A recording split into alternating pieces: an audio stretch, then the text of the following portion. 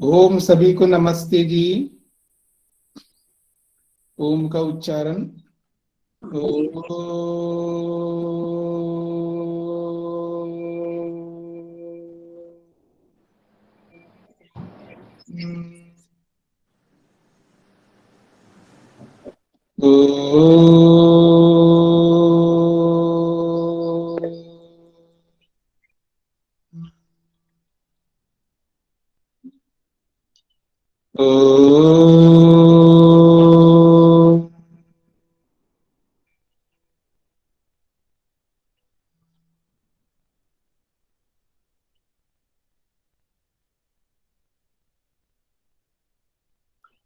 हाँ जी, वेदांत दर्शन के तीसरे अध्याय के तीसरे पाद को प्रारंभ कर रहे हैं।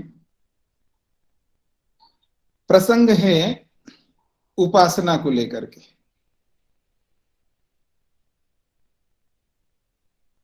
प्रसंग ये है कि उपनिषदों में अलग अलग उपासनाएं बताई गई है। अलग अलग उपासना बताई है तो अलग अलग उपासनाओं का उपास्य, उपासना करने जिसकी उपासना की जाती है वो उपास्य, वो उपास्य भी अलग अलग होना चाहिए उपासना अलग अलग होने से। ये एक प्रसंग चलाया जा रहा है, उसका समाधान भी किया जाएगा कि भले ही उपासना अलग अलग आपको लग रही है लेकिन वो उपासना अलग अलग नहीं है। वो अलग अलग गुणों को लेकर के अलग अलग उपनिषदकार ने अपने अपने ढंग से उस परमात्मा को बताया है। तो उसको उपासना भेद नहीं मानना चाहिए, उपासना में भेद नहीं मानना चाहिए। उपासक उपासक भी जीवात्मा है और उपास्य परमात्मा एक ही रहेगा। उपासना करने वाला भी एक है और जिसकी उपासना की जा रही है वो भी एक है। उपासना करने वाला एक का मतलब मेरा ये अभिप्राय नहीं है कि हम सब एक है। सब आत्माएं एक जाति के हैं, एक जैसे हैं, यहाँ पर ये अभिप्राय है। आपको भी जो चाहिए वो भी मेरे को चाहिए, जो मेरे को चाहिए वो आपको चाहिए, सबको एक ही चीज चाहिए, दुख से मुक्ति और सुख की प्राप्ति। तो प्रसंग ये है सर्व वेदांत प्रत्ययम चोदनाद्य विशेषात। देखिए, वेदांत का अर्थ होता है उपनिषद, वेदांत का अर्थ होता है वेद का सार, वेदांत का अर्थ होता है रहस्य, वेदांत का अर्थ होता है ब्रह्म विद्या। ये वेदांत के शब्दार्थ जो आपको मैंने बताए हैं, जो प्रारंभ में भूमिका के रूप में वेदांत पढ़ने से पहले बताया था, तो उसी की ओर संकेत है यहाँ पर। तो सर्व वेदांत प्रत्ययम, तो सर्व वेदांत प्रत्यय क्या है और चोदना क्या है और आदि से क्या ले रहे हैं और अविशेष का अर्थ क्या है, ये हमें समझना है भाष्य से। तो कहते हैं सर्व वेदांत प्रत्ययम को समझाया जा रहा है सबसे पहले कि वेदानाम अंतो लक्ष्यम वेदांत। वेदांत को वेदांत क्यों कहते हैं, तो कहते हैं वेदानाम अंत, वेदों का अंत। वेद का मतलब यहाँ उपनिषद है। तो वेदांत का लक्ष्य जो है या वेदों का जो सार है वो क्या है, उसी को वेदांत कहते हैं, अर्थात अध्यात्म विषय। वेदों का जो अंतिम सार है, वेदों का जो निचोड़ है, वही तो हमारा लक्ष्य है और उसी को वेदांत कहते हैं। यानी वेद का जो अंतिम सार है वो हमारा लक्ष्य है और उसी को अध्यात्म कहते हैं, उसी को उपनिषद शास्त्र कहते हैं, उसी को उपनिषद कहते हैं। और सर्वाणि खलु उपनिषद शास्त्राणि सर्व वेदांता, और सारी उपनिषदें जो है ये सब वेदांत कहलाती हैं, अर्थात वेद का सार कहलाती हैं। तई सर्व वेदांत सर्व उपनिषद वचन प्रत्यय। अब उन सभी उपनिषदों में क्या बताया गया है, कहते हैं तई सर्व वेदांत, उन सभी वेदांतों के द्वारा अर्थात सभी उपनिषद के वचनों के द्वारा एक प्रत्यय, एक बोध, एक प्रतीति सामने आती है। सभी उपनिषदों का एक ज्ञान, एक प्रतीति वो उपासना के रूप में हमारे सामने आती है। तो कहते हैं सर्व वेदांते सर्वोपनिषद वचने, सभी वेदांत रूपी सभी उपनिषद रूपी वचनों से एक प्रत्यय अर्थात एक प्रतीति, एक उपासना बाहर आती है, यानी उपनिषदों के द्वारा उपासना प्रकट होती है। यस्य, और वो उपासना जिसकी है, तत्सर्व वेदांत प्रत्ययम, उसको सर्व वेदांत प्रत्यय कहते हैं, अर्थात सभी उपनिषदों का सार रूपी उपासना, ये है सर्व वेदांत प्रत्यय का मतलब अर्थ। और वो जो उपासना है वो ब्रह्म की होगी, इसलिए ब्रह्म एकोपासना विधिकम तथा एकोपास्यम ब्रह्म, एक ही उपास्य ब्रह्म है, उपासना करने योग्य ब्रह्म एक ही है, तो इसलिए उपासना भी एक ही है,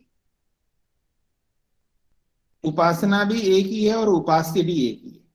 जिसकी उपासना हम कर रहे हैं वो परमात्मा एक ही है ना, अनेक तो है नहीं, उपास्य भी एक ही है और उपासना भी एक ही है, अलग अलग कोई उपासना नहीं है।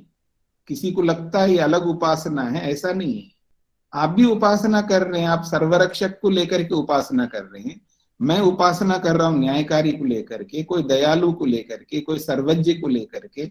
ईश्वर के अनंत गुण है, इसी गुण को लेकर के, अलग अलग गुणों को लेकर के अलग अलग लोग उपासना करते हैं। ईश्वर के अलग अलग गुणों, उपासना तो एक ही है ना, गुण अलग अलग हो सकते हैं पर उपास्य तो एक ही है। तो कहते हैं तो ये जो सभी वेदांत या उपनिषद वचनों का जो प्रत्यय रूपी जो उपासना है, जिस शब्द जिसका, तत्सर्व वेदांत प्रत्यय कहेंगे। ऐसा ज्ञान, जिस ज्ञान के पीछे सारी उपनिषदें लगी हुई हैं, जिस उपासना के लिए, ऐसे ब्रह्म एकोपासना विधिकम, एक उपासना रूपी विधि वाला ये ब्रह्म है जो हमारे लिए उपास्य बना हुआ है। मतलब उपासना एक ही परमात्मा की हो रही है, अनेक परमात्मा नहीं है, और एक ही प्रकार की उपासना है। कुतः, ये बात कैसे पता लगेगी हमको कि उपासना एक ही है और उपास्य एक ही है? चोदनादि विशेषात्, ये तो ही तत्र वेदांतेषु उपास्यत्वेन ब्रह्म लक्ष्यते। इन सब उपनिषदों में उपासना के रूप में परमात्मा ही लक्षित है, वहां पर परमात्मा को ही संकेत करता है। तस्य उपासना विधेर न वैशेष्यम, उस परमात्मा की जो उपासना की विधि है वो न वैशेष्यम, अलग अलग नहीं है, विशेष नहीं है, अर्थात एक ही उपासना की प्रक्रिया है। तेषु विधीयते, उन सब उपनिषदों में, उन वचनों में वैसा ही विधान किया गया है। न च तल्लक्षण फलयोर वैशेष्यम वर्णते, न तो उस उपासना का लक्षण अलग अलग है और न उसका फल अलग अलग है। इसलिए तत्लक्षण फलयोः न वैशेष्यम वर्णते, उस उपासना की परिभाषा हो कहो या उसका वर्णन कहो, और न उस उपासना का जो फल है, इन दोनों में, उसके लक्षण में उसके फल में न वैशेष्यम, कोई विशेषता नहीं, अर्थात समानता ही है, समानता का ही वर्णन किया है। उक्तम ही विधि शास्त्रे, और विधि को बताने वाला जो शास्त्र है, मतलब उपासना की जो विधि बताने वाला शास्त्र है, उस शास्त्र में बात कही है इस प्रकार के, एकम व संयोग रूप चोदनाख्या अविशेषात्। ये मीमांसा का दर्शन है, मीमांसा दर्शन का सूत्र है और बहुत महत्वपूर्ण सूत्र है।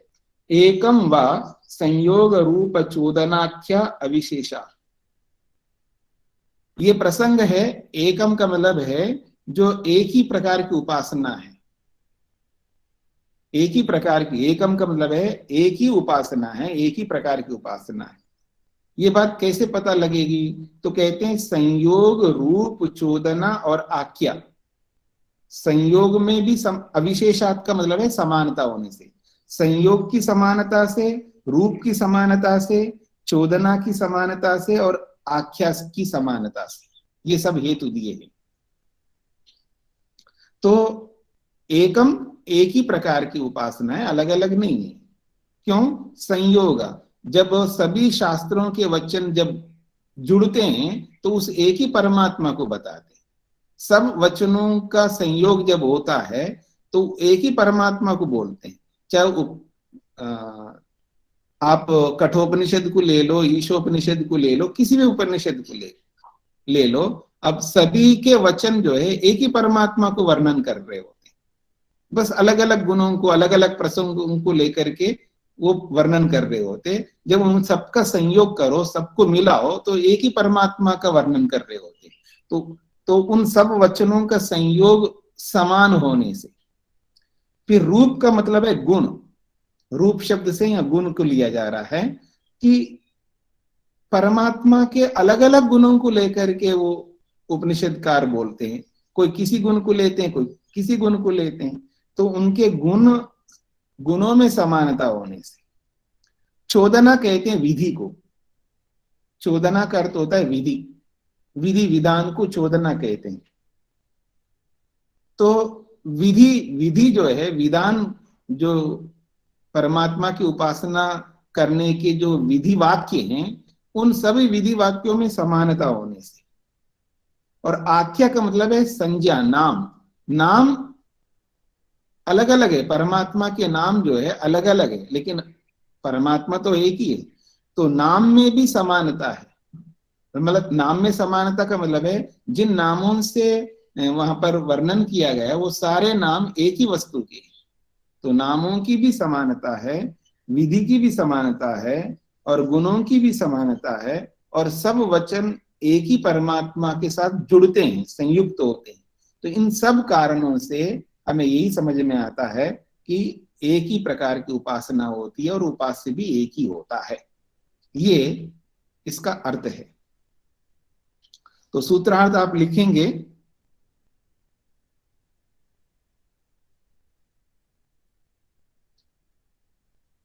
उपनिषदों में अलग अलग उपासनाएं बताई गई हैं, अलग अलग उपासनाएं बताई गई है। उपनिषदों में अलग अलग उपासनाएं बताई गई है।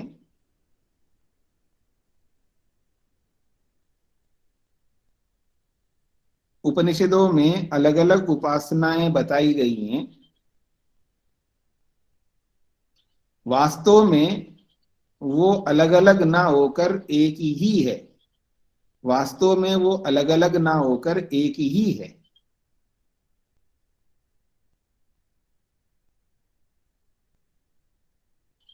वास्तव में वे अलग अलग ना होकर एक ही हैं। वास्तव में वे अलग अलग ना होकर एक ही है।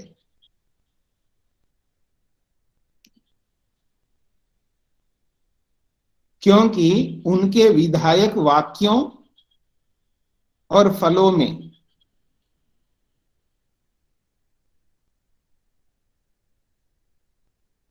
क्योंकि उनके विधायक वाक्यों और फलों में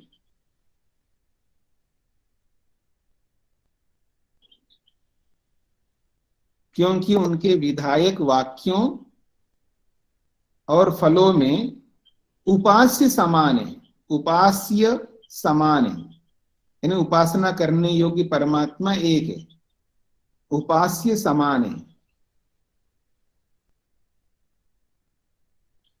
क्योंकि उनके विधायक वाक्यों और फलों में उपास्य समान है।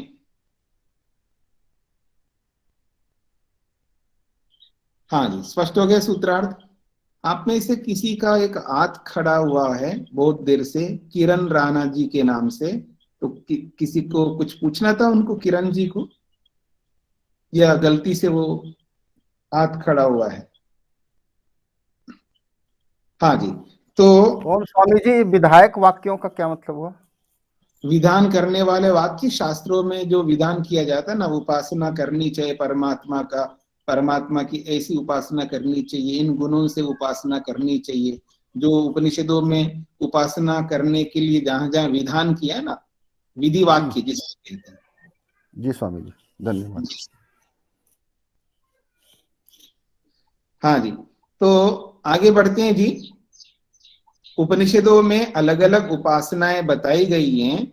वास्तव में वे अलग अलग नहीं है, एक ही हैं, क्योंकि उनके विधायक वाक्यों और फलों में उपास्य समान है।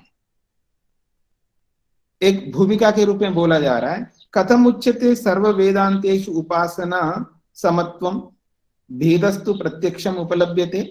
प्रश्नकर्ता प्रश्न कर रहा है, आप ये कैसे कह रहे हो कि उपनिषदों में उपासना की समानता है, एक ही उपासना है, जबकि हमें तो प्रत्यक्ष रूप से भेद दिखाई देता है, अलग अलग उपासना। आप उपासनाएं एक कह रहे हो, हमें तो उपासनाएं अलग अलग दिखाई दे रही हैं। प्रत्यक्ष शास्त्रों में ऐसा ही वर्णन मिलता है अलग अलग उपासनाओं के रूप में। तद ये था, जैसे कि छंदोगाह पंचाग्नि विद्यायाम पंचाग्निन पठन्ति। छंदोगा का मतलब है छंदोग शाखा वाले, छंदोग शाखा वाले जब अपने शाखा में पढ़ते हैं, पंचाग्नि विद्यायाम, पंचाग्नि विद्या है जो छांदोग्य उपनिषद में भी वर्णन किया गया है, वहां पंचाग्नि विद्या में 5 अग्नियां पढ़ते हैं और 5 अग्नियों के माध्यम से उपासना करते हैं। अतः यह एतान एव पंचाग्निन वेदा, इसलिए इन 5 अग्नियों को जो जानता है वही परमात्मा को प्राप्त होता है, ऐसा वहां प्रसंग है छांदोग्य में। तो वो लोग तो 5 अग्नियों को पढ़ते हैं। वाजसनेयिनस्तु षष्ठम अपि अन्यम अग्निम आमनन्ति। और वाजसनेयी शाखा वाले, वाजसनेयी शाखा वाले जो है 6 अग्नियों को पढ़ते हैं। षष्ठम अग्निम आमनन्ति, छठी अग्नि को भी अलग से पढ़ते हैं।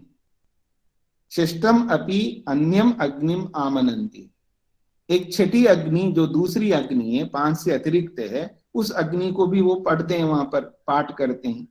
तस्य अग्नि एव अग्निर्भवति, उसका अग्नि ही अग्नि होती है, यानी उस अग्नि की एक और अग्नि होती है, अर्थात छठी अग्नि होती है उनकी, ऐसा वहां पर प्रसंग आया है।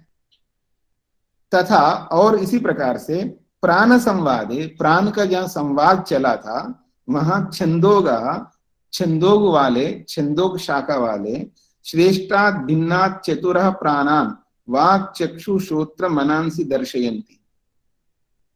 वो कहते हैं छंदोग शाखा वाले श्रेष्ठ जो प्राण को बताया ना, श्रेष्ठ जो सबसे बड़ा मुख्य प्राण बता है, तो श्रेष्ठ प्राण से भिन्न 4 प्राण और बताए वहां पर, वाणी को, आंख को, श्रोत्र को और मन को।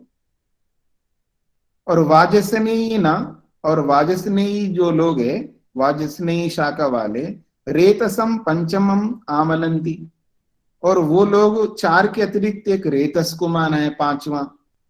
रेतो वही प्रजापति, और वो रेत कौन है? वो प्रजापति है।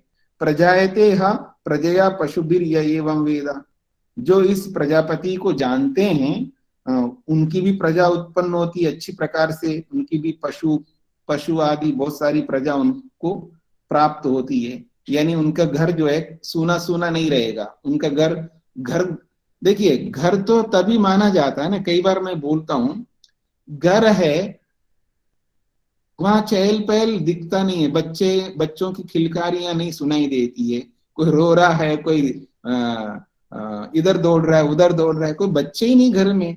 और बच्चे के ना होने से ऐसा लगता है ये घर नहीं है, सुना सुना, सब अपने अपने कंप्यूटरों में अपने अपने काम में लगे हुए हैं, सारे कमरे जो है भरे हुए हैं, लेकिन सब अपने अपने काम में सुनसान सा पड़ा हुआ है घर।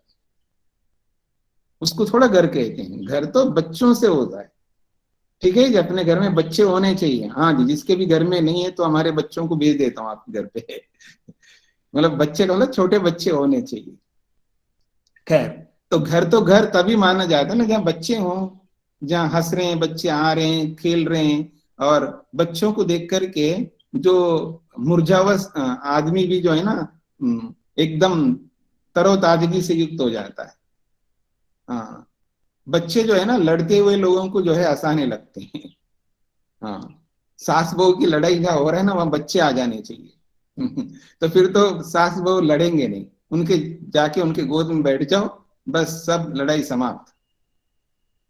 कहने का अभिप्राय है कि मतलब घर तो भरा हुआ होना चाहिए। तो यहाँ कहा जा रहा है कि जो रेत नामक प्रजापति को जो जानते हैं, तो प्रजया पशुभिर प्रजायते, जो प्रजा से मतलब संतति से और पशुओं से, उनके घर में दूध दही की कोई कमी नहीं रहती, गाय रहेंगे उनके घरों में, मतलब गाय पालेंगे तो प्रजा से पशु भी से वो युक्त हो जाते हैं, जो उस प्रजापति को इस प्रकार जानते हैं, तो उनके घर में कोई समस्या नहीं रहती, ना बच्चों की समस्या रहेगी, ना गाय आदि की जो पालन करने वाले पशु हैं उनकी कमी रहेगी। तो यहाँ पर जो प्रमाण दिए गए ना, कहीं 5 अग्नियों को लेकर के उपासना की जा रही है, तो कहीं 6 अग्नियों को लेकर के उपासना की जा रही है। जहाँ 4 प्राणों की बात कही तो कोई दूसरा 5वां भी प्राण पड़ता है, तो ये तो भेद दिख रहा है ना, और आप कहते हैं उपासना में कोई भेद नहीं है। इस बात को लेकर के प्रश्नकर्ता प्रश्न उपस्थित करता है। अत्र उच्यते, इसका समाधान किया जा रहा है, भेदात न इति चेत न एकस्यामपि। यदि कहे कि उपासनाओं में भेद है और भेद होने के कारण से उपास्य में भी भेद होना चाहिए, यदि ऐसा कोई कहे तो ना, ऐसी कोई बात नहीं। एक में भी भेद होता है, तुम तो अलग अलग में भेद दिखा रहे हो, हम तो एक में भी भेद दिखा सकते हैं। एक ही प्रसंग में अलग अलग भेद आपको दिखाई देंगे। आप अलग अलग उप शाखाओं में भेद दिखा रहे हो ना, मतलब वो शाखा वाले 4 मान रहे हैं, ये शाखा वाले 5 मान रहे हैं, हा? तो आप अलग अलग शाखाओं का भेद दिखा रहे हो, मैं एक ही शाखा में भेद दिखा दूंगा आपको, फिर क्या होगा? एक ही शाखा में भी भेद वर्णन है उपासना में, तो उसको भेद नहीं कहेंगे। जिसको आप भेद कह रहे हो, अलग अलग कह रहे हो, वो अलग अलग नहीं है। उपासना में कोई भेद नहीं है। भेद गुणों में हो सकता है या भेद साधनों में हो सकता है। अभी बताया था ना, ये जो मीमांसा का जो सूत्र बताया, संयोग, रूप, चोदना, आख्या, इन सब में समानता है। तो मतलब वो एक ही चीज को बताते हैं, लेकिन हमको दिखता है वो अलग अलग है। गुण तो अलग अलग ही होंगे ना, नाम भी अलग अलग होंगे, गुण अलग होंगे तो उनके नाम भी अलग होंगे। तो अलग नामों से भेद नहीं दिखा सकते, अलग गुणों से भेद नहीं दिखा सकते, क्योंकि वो नाम भी एक ही के हैं और वो गुण भी एक ही के हैं। अगर आप ऐसा ही समझते हो तो हम कहते एकस्यामपि, एक में भी भेद हम दिखा सकते हैं, आप एक ही शाखा में भी भेद दिखा सकते हैं आप। इससे ये नहीं माना जाएगा कि एक ही शाखा में अलग अलग उपासना का विधान कर रहे हैं। जैसे एक शाखा में भेद होते हुए भी अलग उपासना नहीं होती है, ऐसे अलग अलग शाखा में जो भेद दिखाई दे रहा है, उस भेद से उपासना को अलग अलग नहीं मानना चाहिए, और ना उपास्य को अलग अलग मानना चाहिए, ना उसके फल को अलग अलग मानना चाहिए। ऐसा नहीं हो सकता, ये इसका अभिप्राय है। कहते हैं उपासना क्रमे अग्नि प्राणादि भेदात न एकत्व उपासना विज्ञानस्य इति चेत। कहते हैं उपासना क्रमे, जो उपासना का क्रम उपनिषदों में बताया गया है, उसमें कहीं अग्नि को लेकर के, कहीं प्राण को लेकर के, कहीं अलग अलग नामों को लेकर के जो भेद दिखाया गया है, न एकत्व उपासना विज्ञानस्य, उपासना विज्ञान एक नहीं है ऐसा पता लगता है, क्योंकि अलग अलग उपासना के क्रमों में अलग अलग शब्द आए हैं, अग्नि को लेकर के, प्राण को लेकर के, उसमें भेद दिखाया गया है। तो इन सब भेदों से उपासना विज्ञान एक है ऐसा आप नहीं कह सकते। उपासना विज्ञानस्य, उपासना विज्ञान को एक आप नहीं कह सकते, एक नहीं कह सकते। यदि ऐसा कहे तो कहते हैं नैवं वक्तव्यम, आप ऐसा नहीं बोल सकते हो। क्यों? ये तो ही एकस्याम अपि शाखायाम उपासना क्रमः वस्तुनाम अल्प न्यून अधिक कल्पना संभवात। आप अलग अलग शाखाओं की बात कर रहे हो, हम एक शाखा में भी आपको भेद दिखाते हैं। कहते हैं एकस्याम अपि शाखायाम, एक ही शाखा में उपासना का क्रम अलग अलग हम दिखाते हैं आपको। वहां वस्तुओं का क्रम अलग है, वस्तुओं की भी भिन्नता है, कहीं कम वस्तुएं दी हैं, कहीं अधिक वस्तुएं दी हैं। तो न्यूनाधिक की कल्पना एक ही शाखा में है। वस्तु का मतलब है वहां पर जैसे कहीं 4 अग्नियों को लिया ना, 4 अग्नि, कहीं 5 अग्नियों को लिया है, कहीं 6 अग्नियों को लिया गया है। तो वो अग्नियां वस्तु है ना, द्रव्य है। तो एक ही शाखा में अलग अलग वस्तुओं को लिया गया, नहीं भेद दिखाया। अलग अलग वस्तु का मतलब है न्यून अधिक कल्पना। कहीं कम ले लिया अग्नियों को, कहीं अधिक ले लिया एक ही शाखा में। यथा तत्र छांदोग्य उपनिषदि, जैसा कि हम उदाहरण देते हैं, छांदोग्य उपनिषद में पंचाग्निन उक्त्वा, 5 अग्नियों को बोल दिया है। षष्ठो अग्नि अभी उपठ्य थे, फिर छठी अग्नि को भी पढ़ा है उन्होंने। जब 5 अग्नियों को आपने बोला है तो 5 ही पर रहो ना, बदलते क्यों अपने आप को? ये बदला हुआ आदमी, गिरगिट वाला आदमी हम नहीं चाहते। एक ही बात पर अड़े रहो, एक ही बात कहो। तो अगर आप 5 अग्नियों को लेकर के परमात्मा को समझा रहे हो तो 5 पर ही अड़िग रहो ना। फिर 5 को पढ़ करके आगे छठी अग्नि को भी ले आए हो आप। तो एक ही शाखा में अलग अलग भी कथन हो रहा है, ऐसा नहीं कि वहां एक ही प्रकार का कथन होता हो। तो वहां कहते हैं तम प्रेतम दिष्टम इतो अग्ने एव हरंती। वहां प्रसंग है जब कोई मर जाता है तो उसको अग्नियां ले जाती हैं। एक प्रकार से मोटा कथन है, लक्षण है वहां पर। तो क्योंकि जब शव को जलाया जाता है ना अंत्येष्टि में, आप देखेंगे वहां जब मंत्र बोलते हैं ना, वहां मंत्रों में आता है इसको आंख को जो है सूर्य ले जा रहा है, आंख को सूर्य ले जा रहा है, श्रोत्र को दिशाएं ले जा रही हैं, और हृदय को वो ले जा रहा है, इस अंग को वो ले जा रहा है। ऐसा वहां पर मंत्रों में वर्णन आता है। आप मंत्र जब आप पढ़ेंगे ना अंत्येष्टि मंत्र के, तो वो तो मर गया, वो तो चला गया, लेकिन वो वहां लक्षणा के रूप में वहां पर ये सब मंत्रों का पाठ किया गया है। तो इस दृष्टि से वहां पर बोला है कि तम प्रेतम, वो जो मरा हुआ जो शरीर है, दिष्टम, दिष्टम का मतलब है वहां पर योनि के लिए कहा जा रहा है। दिष्टम इतो अग्नेय एव हरंती। दिष्टम का मतलब है उसको अगले योनि को, अगले लोक को अग्नि ले जाती, अग्नियां ले जाती वहां पर। उस प्रसंग में इति निदर्शनम सर्वत्र अनुसंदेयम, वहां वो जो छठी अग्नि की बात कही गई है, वो छठी अग्नि कौन सी है? जो उस आत्मा को उसके कर्मों के अनुसार उसकी जो योनि मिलनी चाहिए उस योनि की ओर अग्नियां ले जा रही, ऐसा वहां पर पाठ किया है। तो उपास्यम खलु सर्वत्र एकमेव लक्षणम फलम च अपि एकमेव।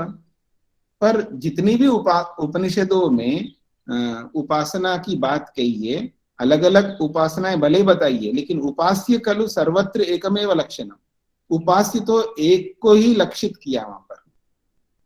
उपास्य के रूप में एक परमात्मा को ही लक्षित करके बोला है, और उस उपासना का फल भी एक ही बताया है। तद यथा, जैसा कि हम आपको बता सकते हैं, योहा वै ज्येष्ठम च श्रेष्ठम च वेदा ज्येष्ठश्च श्रेष्ठश्च स्वानाम भवति। जो भी व्यक्ति उस परमात्मा को सर्वश्रेष्ठ मानता है, सबसे बड़ा मानता है, और सर्वश्रेष्ठ सबसे बड़ा मान करके उसकी उपासना करता है, उसके नियमों का पालन करता है, वो भी स्वयं ज्येष्ठ बन जाता है, श्रेष्ठ बन जाता है, और स्वानाम भवति, और अपने लोगों के लिए वो चहेता बन जाता है।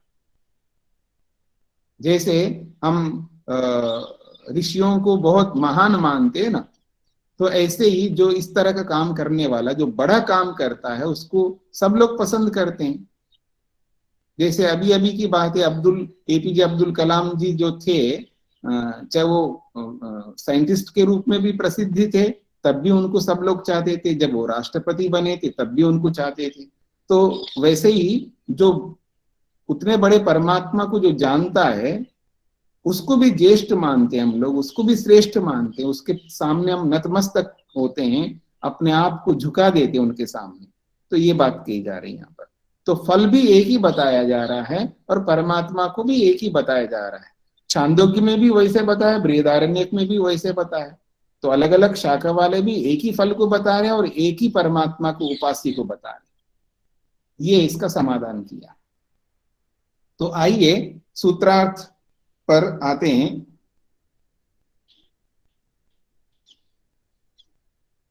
अलग अलग वर्णन से उपासनाओं में भेद है। अलग अलग वर्णन से उपासनाओं में भेद है। अलग अलग वर्णन से, अलग अलग वर्णन से उपासनाओं में भेद है।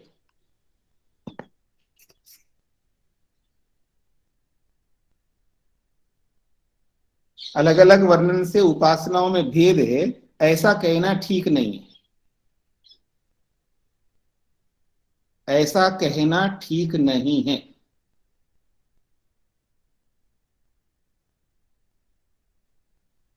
अलग अलग वर्णन से उपासनाओं में भेद है, ऐसा कहना ठीक नहीं है, क्योंकि एक शाखा में भी भेद संभव है। एक शाखा में भी भेद का वर्णन संभव है,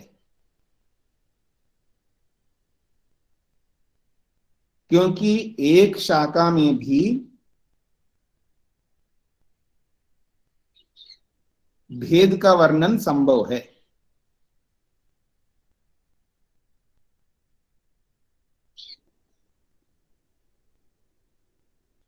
प्रश्नकर्ता ने ये जो बात कही ना कि अलग अलग शाखाओं में अलग अलग वर्णन है उपासना के, तो उसका उत्तर दिया है अलग अलग शाखाओं में अलग अलग वर्णन है, तो एक शाखा में भी अलग अलग वर्णन होता है। आप तो अलग अलग शाखाओं की बात कर रहे, एक शाखा में भी अलग अलग वर्णन होता है, तो अलग अलग वर्णन से उपास्य भगवान नहीं बदलता है, वो अलग अलग नहीं होता है, उपास्य तो एक ही रहेगा। ये इसका अभिप्राय है। तो अलग अलग वर्णन से उपासनाओं में भेद है, ऐसा कहना ठीक नहीं है, क्योंकि ऐसा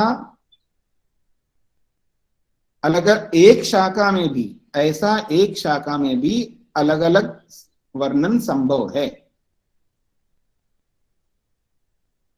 अब इस बात पर वो संतुष्ट नहीं होता है, एक अलग ढंग से प्रश्न करता है। कहता व्रत भेदा तर्हि स्याद उपासना विद्या भेदा। कहते हैं व्रतों के भेद से, व्रत भेदात का मतलब है अलग अलग व्रत हैं जी, अलग अलग व्रत हैं जो हम लोग व्रत लेते हैं वो अलग अलग है। हाँ जी, आप कौन सा व्रत लेते हैं, शनिवार का या सोमवार का, कौन सा व्रत लेते हैं आप लोग, वो व्रत नहीं है यहाँ पर। हाँ, या अमावस्या का या पूर्णिमा का व्रत, आज शनिचर है जी, या शुक्रवार का व्रत, ऐसे वो कोई ऐसा कोई व्रत नहीं है, याद रखना। इनको व्रत कहते ही नहीं, पता नहीं कहां से प्रचलन हो गया है कि कोई ना कोई दिन ऐसे ही होता है, कोई सोमवार को ले रहा है, कोई मंगलवार को ले रहा है, कोई बुधवार को ले रहा है, कोई बृहस्पतिवार को ले रहा है, कोई शुक्रवार को ले रहा है, कोई शनिवार को ले रहा है। मेरे विचार से रविवार को, संडे को नहीं लेता होगा कोई, एक दिन छुट्टी लेता होगा शायद, या उस दिन भी कोई लेता हो व्रत। मतलब कई बार माताओं को मैं कई बार बोलता हूँ, समझाता हूँ, उनको समझ में नहीं आता। आप भगवान के नाम से भूखा रह रही हो तो एक काम करते, आपकी बेटी आपके लिए भूखा रहेगी, आपके लिए, माँ के लिए मंजूर है क्या आपको? तब उत्तर देते नहीं, बिल्कुल अवाक हो जाते हैं। जब भगवान के लिए आप भूखी रह सकती हो तो माँ के लिए बेटी भूखी नहीं रह सकती। या बेटा ले लेते हैं, माँ के लिए बेटा भूखा रहे, आपको पसंद आएगा? कोई भी माँ नहीं चाहेगी हमारे बच्चे भूखे रहें। जब माँ नहीं चाहती है बच्चे भूखे ना रहे, तो भगवान क्यों चाहेगा आप भूखे रहें? वो तो पिताओं का भी पिता है, वो माताओं का भी माँ है। परमात्मा जो है हम सबकी माँ भी है और पिता भी है। त्वम हीनः पिता वसो त्वम माता शतक्रतो बभूवी था अधाते सुम नमी महे। परमात्मा तो हमारे लिए माँ है और पिता भी है। जब हम भूखे रहेंगे, वो भी परमात्मा के लिए, तो परमात्मा बिल्कुल नहीं चाहेगा हम भूखे रहें। और वैसे भी आयुर्वेद कहता है भूखा कभी नहीं रहना चाहिए। हाँ, याद रखना, भूखा कभी नहीं रहना चाहिए का मतलब समझ लीजिएगा, स्वस्थ व्यक्ति को भूखा नहीं रहना चाहिए, इसका अर्थ है। अब रोगी व्यक्ति तो रहे, हमें क्या आपत्ति है? कोई रात को ज्यादा खा गया हो, पार्टी में जाकर के खूब ठूस ठूस करके भर के आया हो, तो ठीक है, एक दिन मत खाए, हमें क्या आपत्ति है?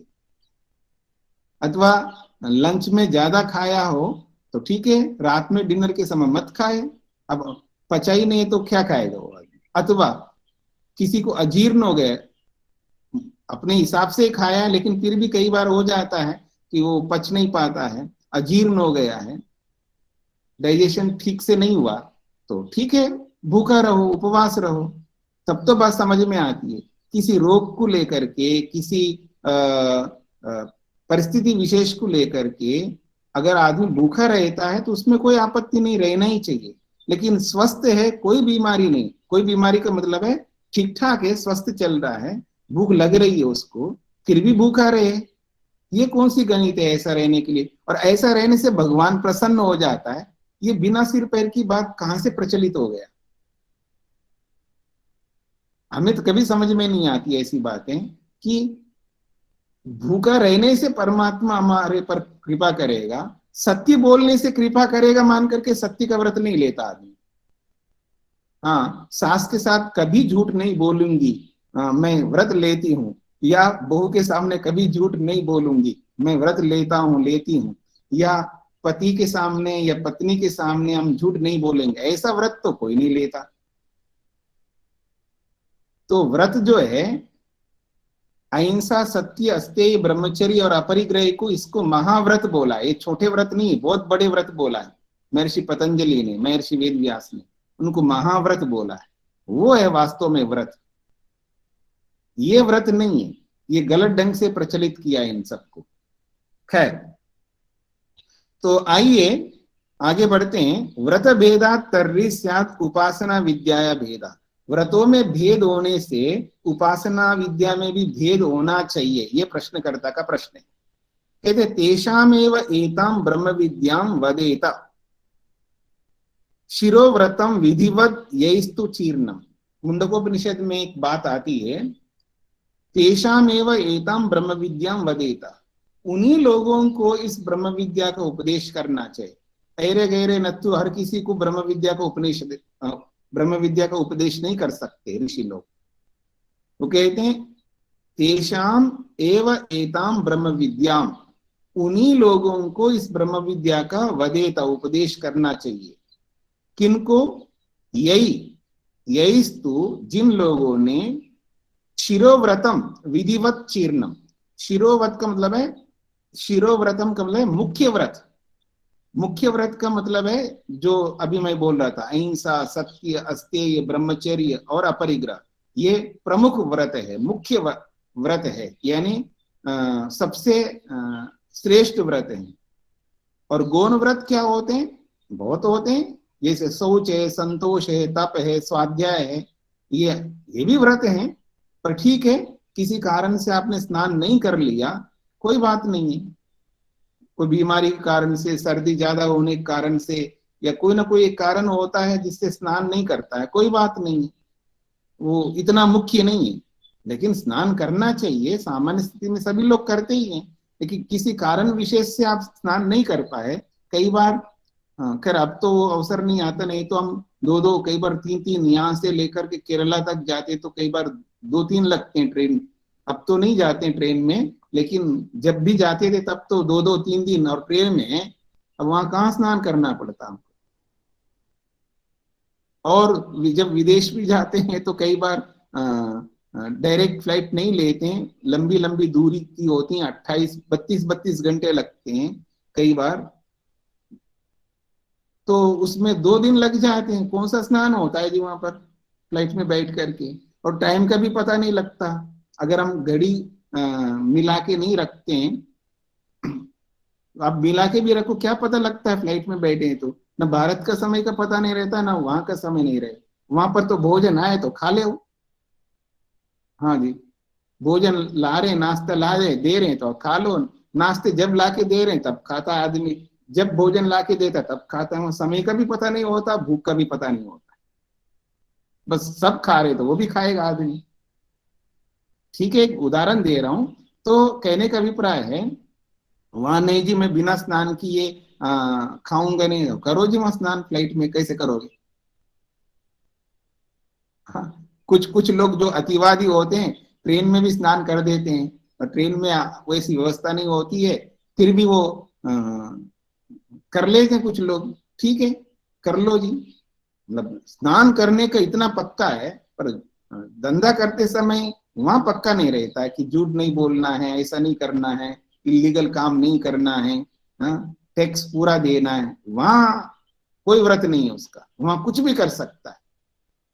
मतलब जहां गौण है, जहां प्रधानता मुख्यता नहीं है, वहां तो अड़ा हुआ है, और जहां मुख्यता है जिसके बिना आगे बढ़ नहीं सकता, वहां कोई अड़ना नहीं आदमी को।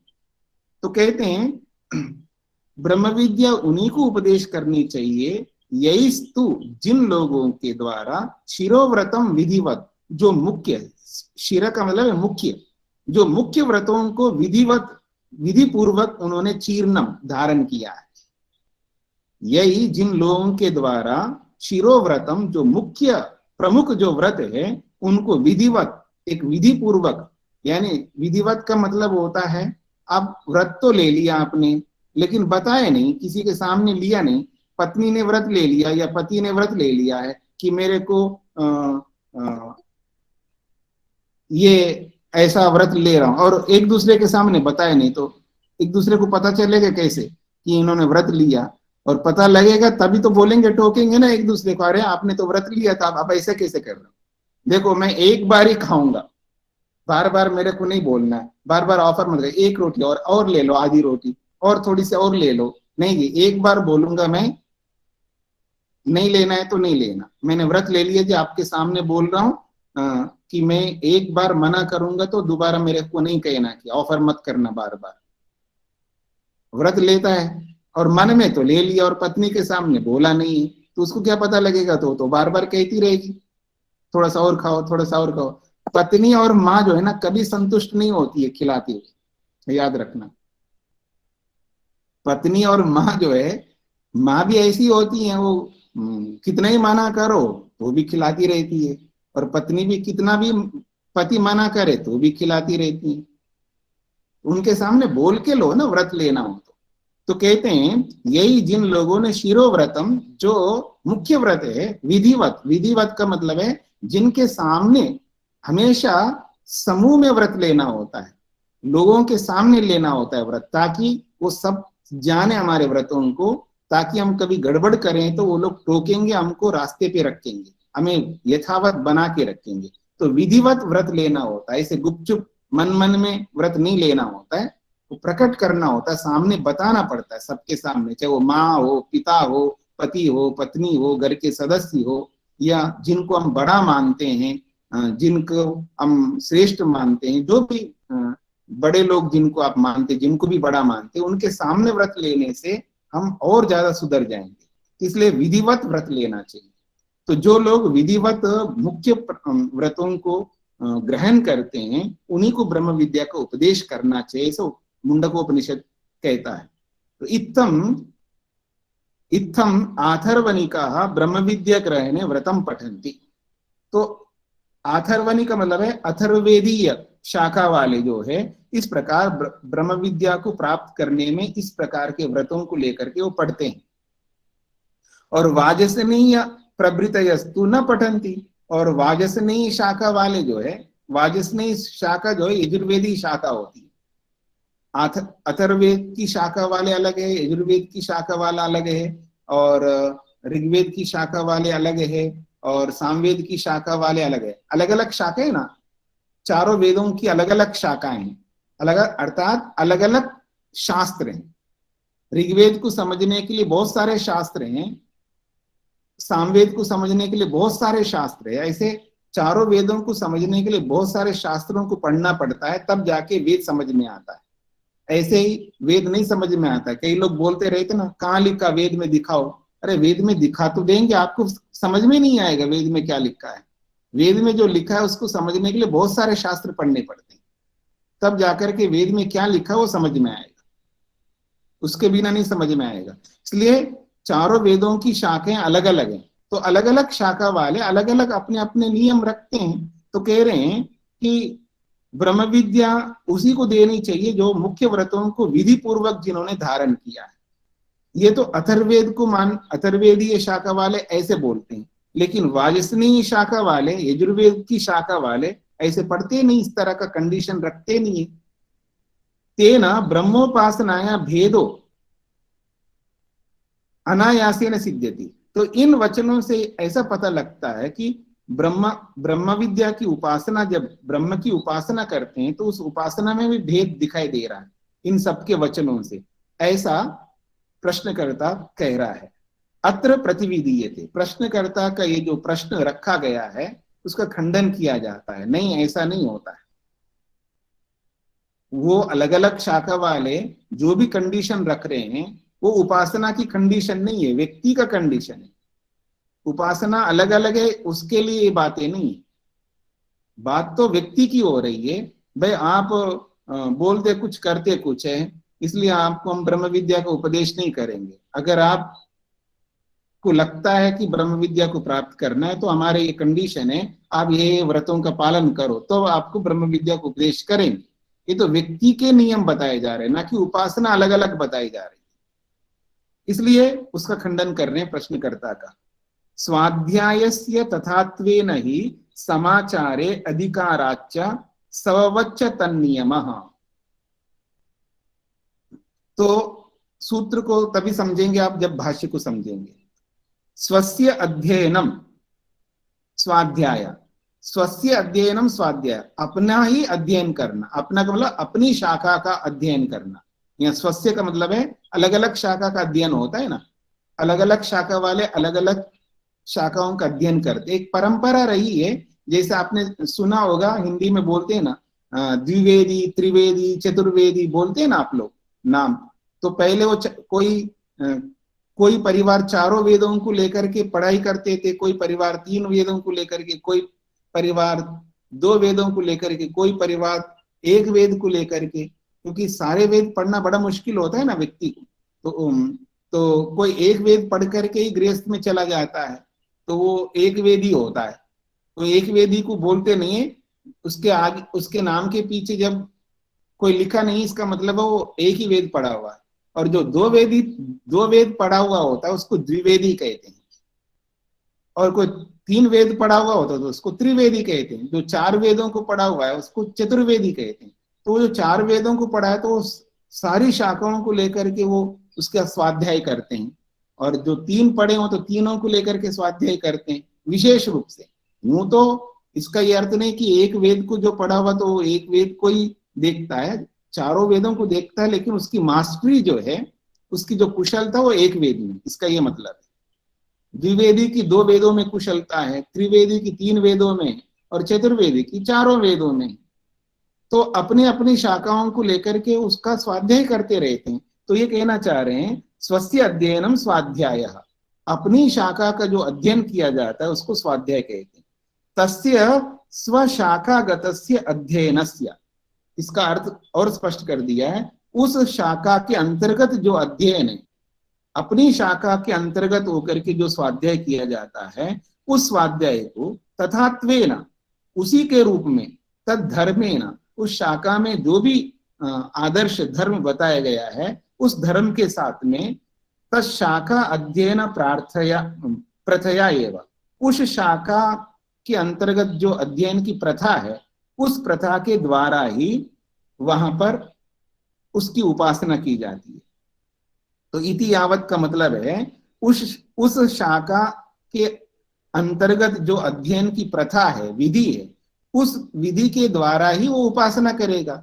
जिस शास्त्र को, जिस शाखा को वो पढ़ता है और वहां जो विधि बताई गई उसी विधि के अनुसार वो उपासना करेगा ना। अलग अलग शाखाओं की जो विधियां अलग अलग है तो उनकी विधियों के माध्यम से उपासना करेंगे, लेकिन उपासना एक ही मानी जाएगी और उपास्य भी एक ही माना जाएगा, बस विधियां अलग अलग है, बस ये समझना है हमको। तो कहते हैं उस शाखा का जो अध्ययन की प्रथा है उस प्रथा के माध्यम से ही वो उपासना करेगा। इति यावत का मतलब है ऐसी उपासना करेगा, उस शाखा के अंतर्गत जो विधि बताई गई है उसके अनुरूप वो उपासना करेगा।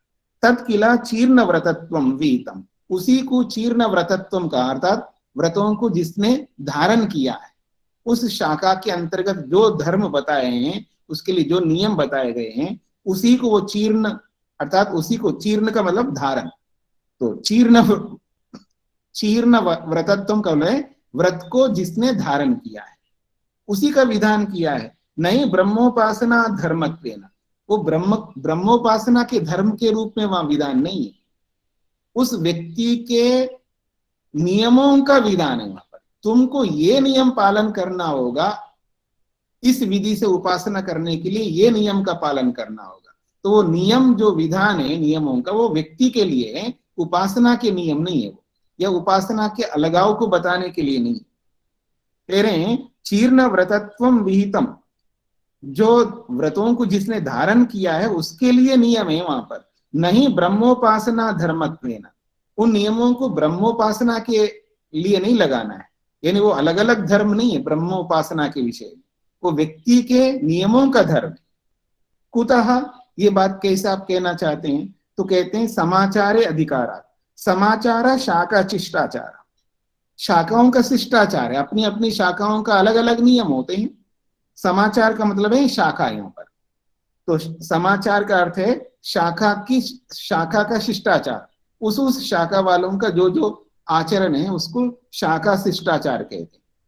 तशाखा अध्ययन शिष्टाचार, उस शाखा में अध्ययन करने वाले लोगों का शिष्टाचार है, उन्हीं का अधिकृतत्वाद, और उन्हीं लोगों के लिए वैसे ही विधान नियमों का अधिकार वहां पर होने से। इस बात को ऐसा समझ सकते, सववत च तन नियम, सव कहते हैं यज्ञ को, कहते हैं सववत खलु तन नियमो लक्ष्यते, यज्ञ के समान उन नियमों को आप समझ सकते हैं। यथा ही सवा सप्त सौर्यादय शतोदन पर्यंत आथर्वनिका नाम एवं नियम्यन्ते, अथर्ववेदी शाखा वालों के 7 यज्ञ हैं, जो अलग अलग वेदों में अलग अलग ढंग से यज्ञों का वर्णन है, कहीं 5 यज्ञों का वर्णन है, कहीं 7 यज्ञों का वर्णन है, कहीं 14 यज्ञों का वर्णन है, कहीं 18 यज्ञों का वर्णन है, कहीं 22 यज्ञों का वर्णन है, अलग अलग यज्ञों का वर्णन है, और उनके नाम भी अपने अपने शाखा वाले अलग अलग नाम रखे हैं। तो कहते हैं जैसे अथर्वणी का नाम, जो अथर्वेद शाखा को मानने वाले लोगों का सवा सप्ताह, सवा का मतलब है यज्ञ यहाँ पर, तो उनकी जो यज्ञ है वो 7 प्रकार के हैं। और सौर्यादय शतोदन पर्यंत, सौर्य एक यज्ञ का नाम है सौर्य, सौर्य नाम से लेकर के शतोदन नाम तक ये 7 यज्ञ होते हैं। वो सारे नाम नहीं गिनाए यहाँ पर, यज्ञों के नाम है ये सारे।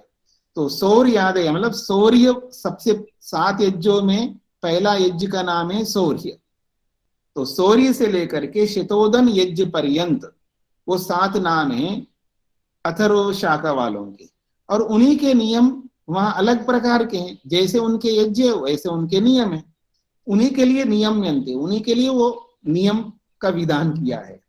तद्वत उसी के समान चीर्ण व्रतत्वमपि, यहाँ पर भी जो जिन व्रतों को जो लोग धारण कर रहे हैं उन लोगों का ही वो अध्ययन के विषय में नियम है यहाँ पर। चीर्ण व्रतत्वमपि, जो व्रतों को जो धारण किया जा रहा है, तेषाम ऐसे लोगों का अध्ययन विषय नियम्यते, अध्ययन को पढ़ने को लेकर के वहां नियमन किया जा रहा है, वह नियम बताया जा रहा है।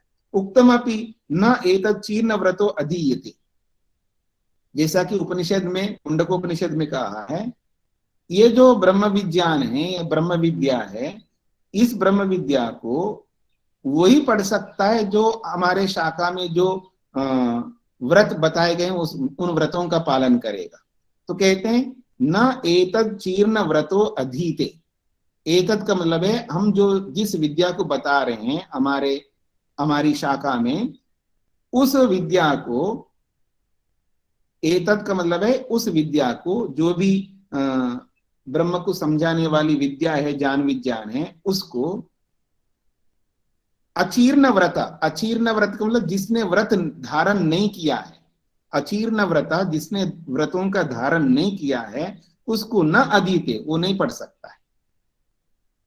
जिस विद्यार्थी ने उस शाखा के व्रतों को धारण नहीं किया है तो उस शाखा में जो विद्या बताई जा रही है उस विद्या को पढ़ नहीं सकता, मतलब उस विद्या को पढ़ने के लिए उसको व्रत लेना पड़ता है, और वो व्रत जिसने नहीं लिया है तो वो नहीं पढ़ सकता है। तो वहां पढ़ने वाले के लिए नियम बताया जा रहा है, ना कि उपासना के नियम बताया जा रहा है। जैसे यज्ञ में होता है वैसे उपासना में भी समझना चाहिए। उपासना विद्या को समझने के लिए भी ये व्रत समझना चाहिए व्यक्ति के। उपासनाएं अलग अलग नहीं है, ऐसा ये कहना चाहते हैं। अब सूत्रार्थ लिखिएगा।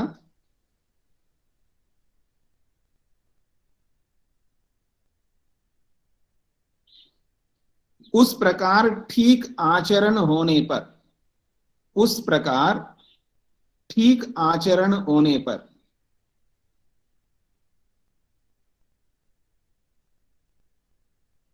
उस प्रकार ठीक आचरण होने पर स्वाध्याय के अधिकार होने से, स्वाध्याय के अधिकार होने से, उस प्रकार ठीक आचरण होने पर स्वाध्याय के अधिकार होने से,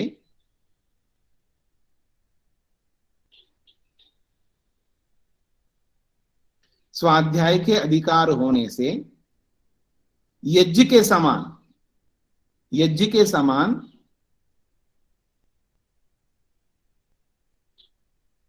यज्ञ के समान स्वाध्याय में, यज्ञ के समान स्वाध्याय में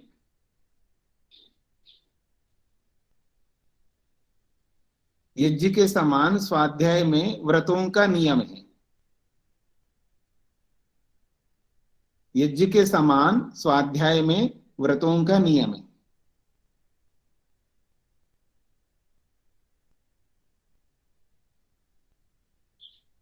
यज्ञ के समान स्वाध्याय में व्रतों का नियम है, परमात्मा के उपासना में नहीं, परमात्मा के उपासना में नहीं, परमात्मा के उपासना में नहीं।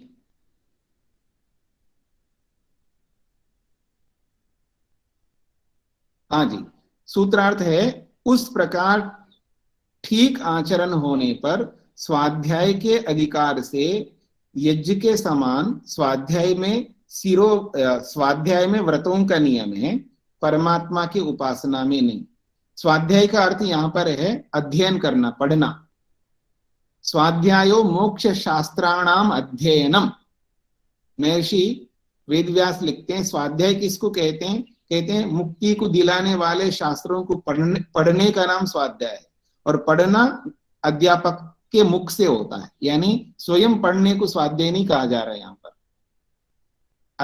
जब अध्यापक से जिस शास्त्र को अध्यापक से पढ़ता है व्यक्ति, उस पढ़ने को स्वाध्याय शब्द से बोला जाता है। स्वाध्याय का मुख्य अर्थ है गुरुमुख से पढ़ना, उसको स्वाध्याय कहते हैं।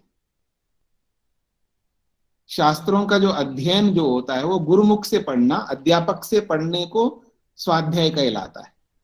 तो कह रहे हैं जब उस प्रकार ठीक आचरण होने पर, उस प्रकार ठीक आचरण का मतलब है उस शाखा में जो जो नियम बताए गए हैं उन नियमों का ठीक प्रकार से आचरण कर लेने पर स्वाध्याय के अधिकार होता है, स्वाध्याय करने का अधिकार होता है। जैसा कि यज्ञ के समान, जैसे यज्ञ में जब व्यक्ति व्रत धारण करता है तभी उस यज्ञ को किया जाता है, ऐसे स्वाध्याय में भी व्रतों का नियम है, ना कि परमात्मा की उपासना में कोई नियम बताया जा रहा है। परमात्मा के अलग अलग उपासनाओं का कोई नियम बताया जा रहा है। परमात्मा की उपासनाओं का अलग अलग कोई नियम नहीं है, उपासना का तो एक ही नियम है। हाँ जी, क्या नियम है जी? मन को पवित्र करना, यही नियम है। मन के जार झंकार को, कूड़े कचरे को हटाना ही एक नियम है। मन को निर्मल करना ही एकमात्र नियम है उपासना के लिए। ठीक है जी। तो ये है स्वाध्यायस्य तथात्वेन का मतलब है तथात्वेन ठीक प्रकार से आचरण कर लेने से स्वाध्यायस्य नियम, स्वाध्याय का नियम है। ये समाचारे अधिकारा, अपने अपनी शाखा में ऐसा अधिकार होने से। सववच्च तन्नियम, ये यज्ञ के समान नियम है। सववत, सव कहते हैं यज्ञ को, तो वत का मतलब समान, समवत का मतलब, सववत का मतलब है यज्ञ के समान ये नियम समझना चाहिए। जैसे अलग अलग यज्ञों में अलग अलग नियम होते हैं, ऐसे ही स्वाध्याय को कराने वाले शाखा वालों के भी अलग अलग नियम होते हैं। अलग अलग शाखा वाले अपने अपने नियम रखते हैं। अब मैं भी सोच रहा हूं मैं भी आप लोगों के लिए नियम बना दूं, आगे न्याय दर्शन पढ़ने वालों के लिए ये नियम। चलिए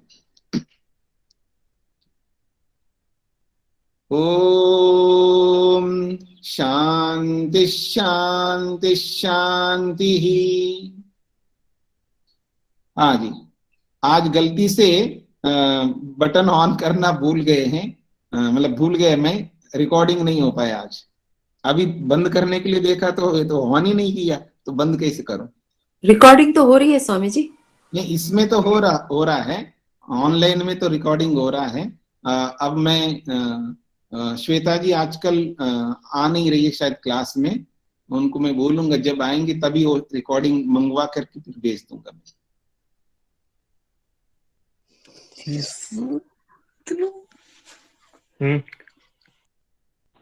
नमस्ते स्वामी जी। श्वेता जी तो नहीं आ रही ना? ओम, श्वेता जी आई हुई है क्या?